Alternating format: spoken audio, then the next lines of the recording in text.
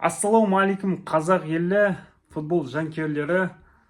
Бүгін қазір бір сағаттан кейін біздің сүйікті Қазақстан құрама командасы футболшылары солтүстік Македониядағы, яғни Скопье қаласындағы Тозе Проски аренада стадионында 30 мың орындық стадионда футбол шайқасы болады, Құдай қаласа.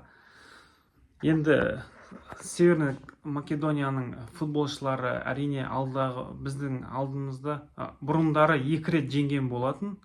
Ендігі бүгінгі тарих жасайды. Біздің футболшыларға намыс пен жігер бар, Құдай қаласа.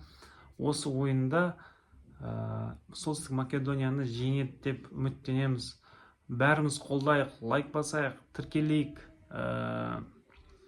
Кәнекей біздің Қазақстанның барып көрмеген жанкүйерлер, сіздер осылай бар екендеріңізді білдіріп, осы видеоны көрсеңіздер, лайк басып, тіркеліп, өздеріңіздің рухты сөздеріңізді жазып отырыңыздар. Кәнекей Қазақстан елінің футболға деген жанкүйерлерінің қолдауын көрейік.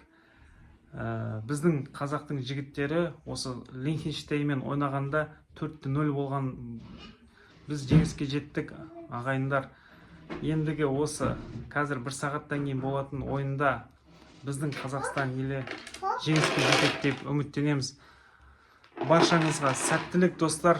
Достар, лайк басайық, тіркелейік, кәнекей қолдайық.